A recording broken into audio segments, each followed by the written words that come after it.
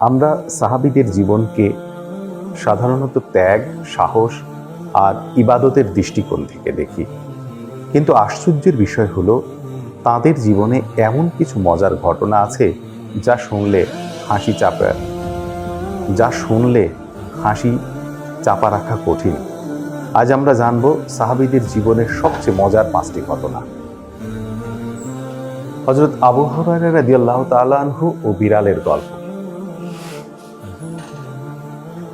আবু হুরায়রা রাদিয়াল্লাহু তাআলা আনহু এর আসল নাম ছিল আব্দুর রহমান ইবনে সাখর,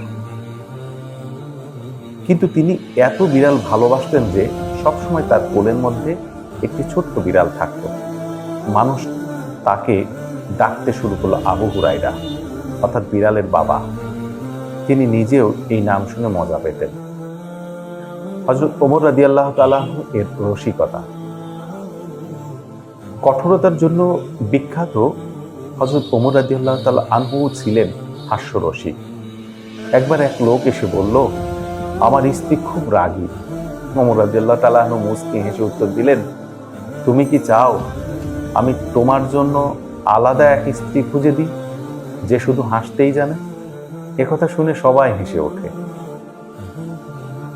আনাস রাদিয়াল্লাহু তাআলা আনহু ও রাসূলুল্লাহ সাল্লাল্লাহু আলাইহি ওয়াসাল্লাম। আনাস ইবনে মালিক রাদিয়াল্লাহু তাআলা আনহু ছোটবেলা থেকেই নবীজির খিদমত করতেন। একদিন নবীজি সাল্লাল্লাহু আলাইহি ওয়াসাল্লাম তাকে কোনো কাজে পাঠালেন।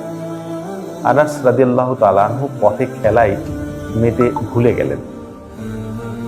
নবীজি সাল্লাল্লাহু আলাইহি ওয়াসাল্লাম তার পিছনে এসে মজার ছলে কানে আলতো করে চাপ দিলেন। আনাস রাদিয়াল্লাহু তাআলা আনহু লজ্জা পেয়ে দৌড়ে গেলেন। সবাই মজা পেয়েছিল এই ঘটনায়। আলী রাদিয়াল্লাহু তাআলা আনহু এর হাস্যরস।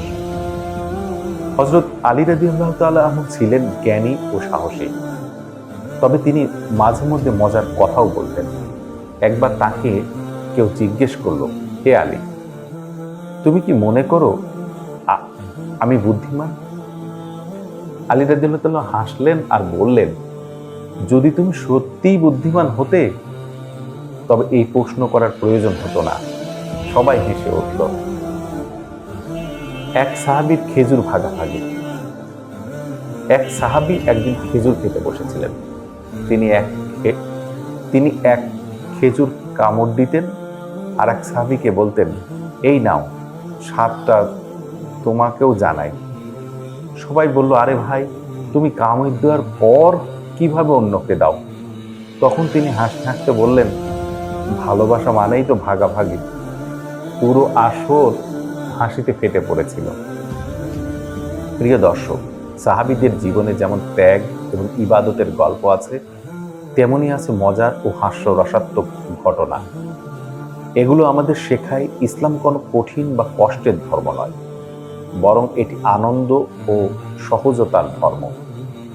আসুন আমরা সাহাবীদের মতোই জীবনকে ভারসাম্যপূর্ণ করি। ইবাদতেও থাকুক গুরুত্ব আর সম্পর্কগুলোতেও থাকুক হাস্যরস। ইনশাআল্লাহ জান্নাতের পথ আরো সহজ হবে।